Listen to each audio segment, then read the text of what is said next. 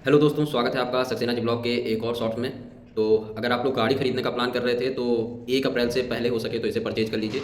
1 अप्रैल से गाड़ियों के प्राइसेस में रेट में इंक्रीज़ होने वाला है। मेजर कंपनियां जो हैं जैसे मारुति, टाटा, ये सब 1 अप्रैल से अपने जो रेट हैं कुछ ना कुछ इंक्रीज़ करेंगी। और गाड़ियाँ जो होती हैं वो इतनी सस्ती तो होती नहीं है। अगर 1% भी इंक्रीज़ किया तो कम से कम 5,000 10,000 के ऊपर ही इंक्रीज़ होगा।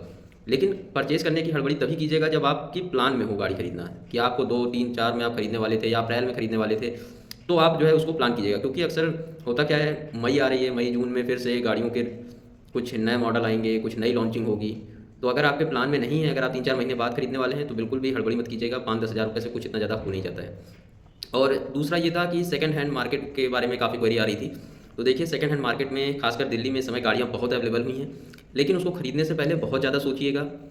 एक तो ये सबसे बड़े पॉइंट होता है कि आपका जो आरटीओ है, मतलब आपका जो स्टेट है, वहाँ पर गाड़ियाँ रजिस्टर होंगी कि नहीं, क्योंकि मैक्सिमम गाड़ियाँ जो दिल्ली में इस समय रीसेल के लिए अवेलेबल हैं वो 10 साल से ज़्यादा पुरानी डीजल व्हीकल है और 15 साल से ज़्यादा पुरानी पेट्रोल व्हीकल हैं। हाँ, उसकी कीमत जरूर कम है, लेकिन उसका मेंटेनेंस के खर्चे कम नहीं होने जा रहे हैं। जैसे बड़े बड़े लग्जरी ब्रांड जो आपको सस्ते में मिल रहे हैं दिल्ली में, उनकी सर्विस कॉस्ट बहुत ज़्यादा होती है। वो परचेज करना तो आसान है आज की डेट में, लेकिन उसके माइलेज बहुत कम होते हैं और उसकी सर्विस बहुत कॉस्टली होती है। ऐसा नहीं होता है कि जो है 15 साल पुरानी गाड़ी है तो उसके सर्विस पे आपको कुछ डिस्काउंट मिलेगा। तो पूरा अच्छी तरह से क्वेरी कर लीजिएगा, अच्छी तरह से पता कर लीजिए। उसके पार्ट्स भी गाड़ी की कीमत के हिसाब से होंगे, ना कि सेकंड हैंड गाड़ी के हिसाब से होंगे। जैसे अगर आप 50 लाख की गाड़ी जो है दिल्ली में सस्ते में पा रहे हैं, तो उसके जो पार्ट्स होंगे वो 50 लाख की गाड़ी वाले पार्ट्स होंगे। जब भी कुछ भी खराब होगा तो ये सोचिएगा कि आपने 50 लाख वाली गाड़ी खरीदी है। ये मत सोचिएगा कि आपको 5 लाख रुपए में मिल रही है दिल्ली में, तो आपको जो है पार्ट भी उसी हिसाब से मिलेंगे।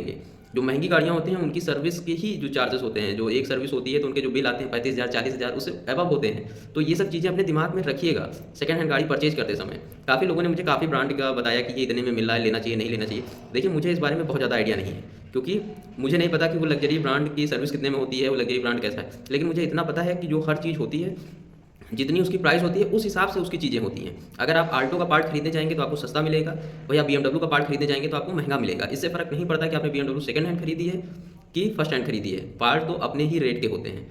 तो पार्ट्स में कोई डिस्काउंट नहीं होने वाला है। और आप जिस सिटी में रहते हैं वहाँ पर उस गाड़ियों को कोई सही भी कर सकता है कि नहीं सही कर सकता है।